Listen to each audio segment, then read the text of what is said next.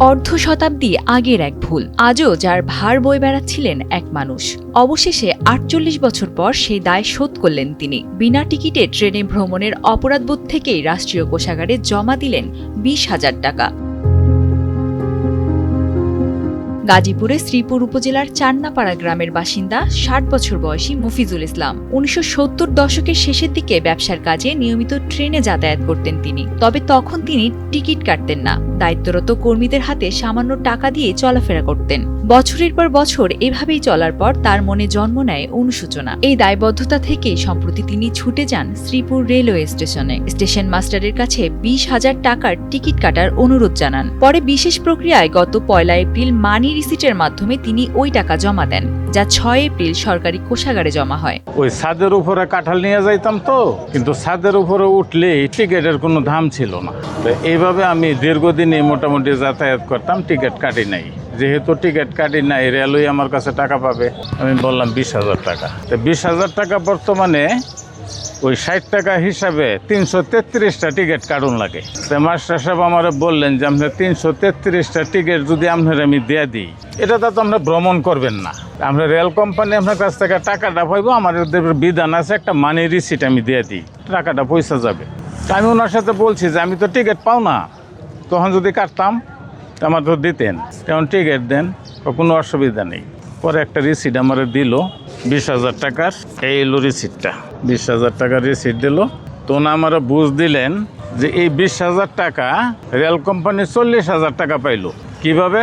ওই যে টিকিটটা আপনি নিলেন না, ওইটা তো আমরা পাবলিক রেটে আরও ২০,০০০ টাকা পাবো, কাজে রেলের লাভ হয়েছে। আমার চিন্তাটা হইলো এরকম যে আমি তো আগে বুঝি নাই, আর ইচ্ছা থাকলেও করি নাই, কারণ ছাদে উঠলে আমার টাকা দৌড়ই লাগে, তাই আমি টিকিট কাটবো কে?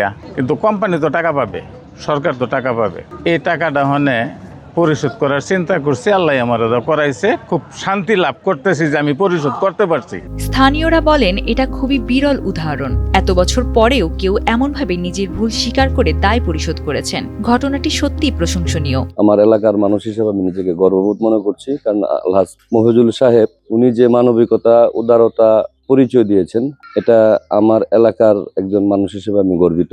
কারণ এরকম ভাবে মানুষ, দেশ, জাতি, সমাজ গঠনে আমরা প্রত্যেকেই যদি এরকম মানবিকতার পরিচয় দিই, তাহলে আগামী দিনে আমাদের দেশ এবং জাতি গঠনে আমরা একটি অবসরণীয় জাতি হিসাবে আমরা নিজেদেরকে পরিচয় দিতে পারবো। আমি বলবো যে হাজী সাহেব যে কাজটা করেছেন অত্যন্ত মানবিক কাজ করেছেন এবং অত্যন্ত একটা ভালো কাজ করেছেন। এইভাবে যদি আমাদের প্রত্যেকেই নিজ নিজ জায়গা থেকে যারা এরকম ভুল বুঝে আবার পুনরায় সংশোধন হয়, তাহলে আমাদের এই সমাজটাও সুন্দর হবে এবং আমাদের এই রাষ্ট্রীয় কার্যক্রম সুন্দর হবে।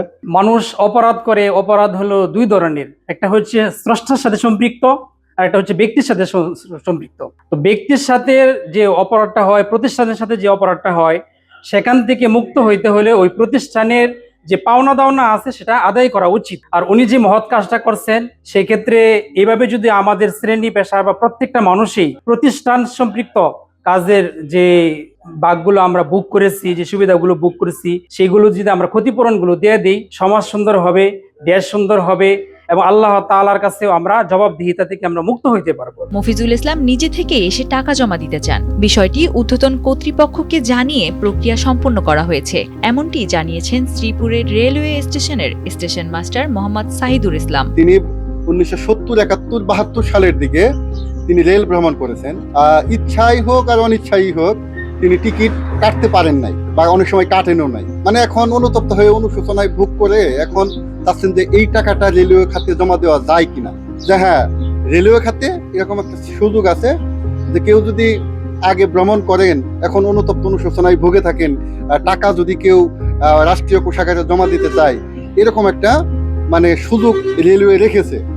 এখন এই মফিজুল ভাই তিনি মনস্থির করলেন তিনি ২০,০০০ টাকা তিনি রাষ্ট্রীয় কোষাগারে জমা দেবেন এবং তিনি একটা আনুমানিক একটা তিনি মানে হিসাব করে ২০,০০০ টাকার মতো তিনি আমাকে বললেন যে ২০,০০০ টাকা জমা দিলে মোটামুটি আমি দায়মুক্ত হতে পারি, আমার এটা মনে হয়। ভাইকে আমি আন্তরিক ধন্যবাদ জানাই।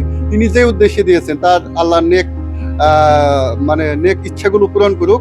আল্লাহ মানে বাংলাদেশ রেলওয়ের পক্ষ থেকেও আমরা তাকে আন্তরিক ধন্যবাদ জানাচ্ছি। 48 বছর পর নিজের ভুল স্বীকার করে দায় শোধ করার এই ঘটনা শুধু এক ব্যক্তির অনুশোচনা নয়, বরং সততা ও দায়িত্ববোধের এক অনন্য দৃষ্টান্ত। Sanjida Laboni, times today.